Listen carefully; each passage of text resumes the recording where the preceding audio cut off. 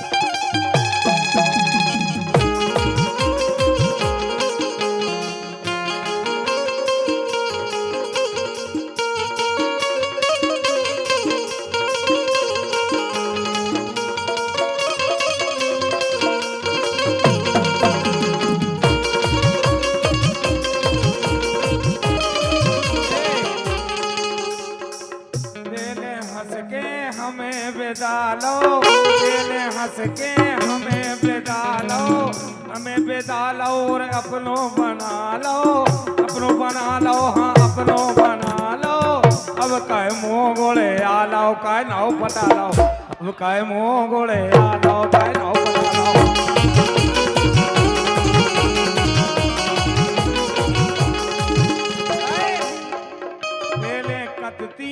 तुम हो मन में, तुम हो मन मेरे जीवन में, अब तो ढेर लगा लो, काय नाव पटा लो, अब काय ढेर लगा लो, काय नाव पटा लो।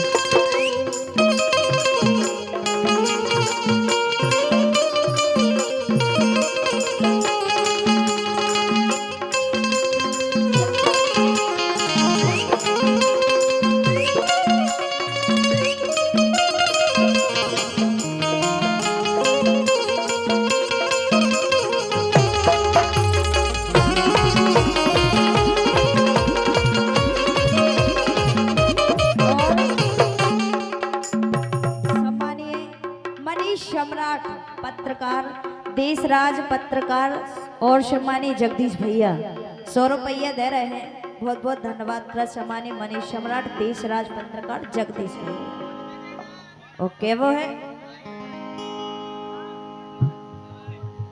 अरे पेला लगत ते गोरस गुरी रे, हाँ पेला लगत ते गोरस गुरी रे, अब लागत से बरसाने लगे, हाँ बरसाने लगे। ये काटी जड़े और आजा, यही सोत पुसाने लगे, हाँ।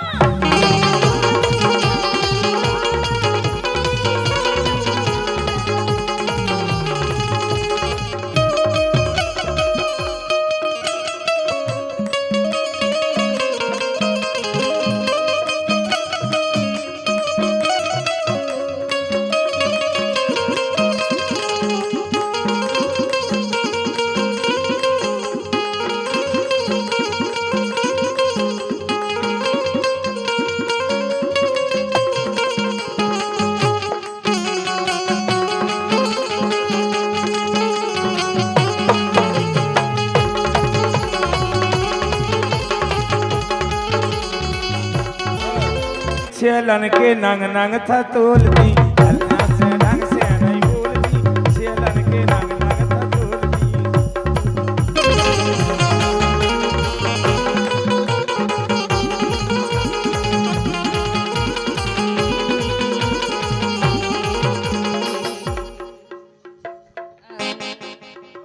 अपना दिल तो आवारा है, अपना दिल तो आवारा, न जाने किस पे आ जाए। है अपना दिल तो आवारा, न जाने किस पे आ जाए। और हमें भैया मनीष सम्राट और पत्रकार से ढंग से नहीं बोलती, छेलन के नंग नंग था तोलती।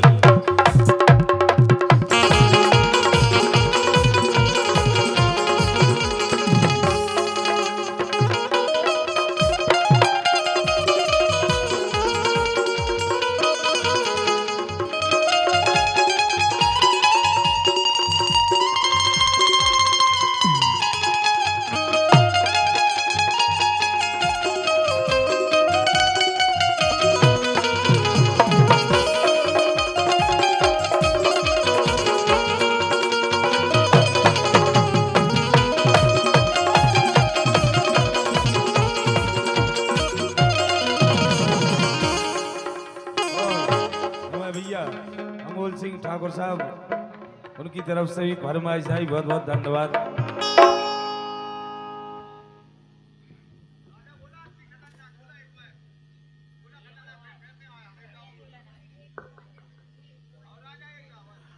अरे गिन गिन के दिन काटे रो रो के रात, अरे गिन गिन के दिन काटे रो रो के रात, गोरी मायके में पसरी, हाय हाय रे गोरी मायके में पसरी।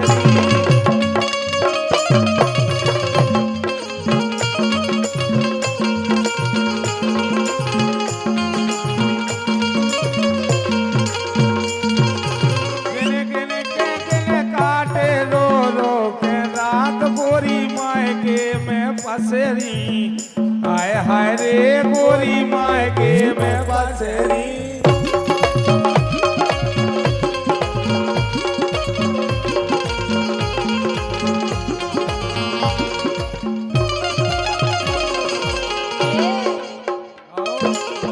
ए मायके में मजा, हाय तेरी मायके में मजा, सासरे में जाके का करने। मायके में मजा, सासरे में जाके का करने।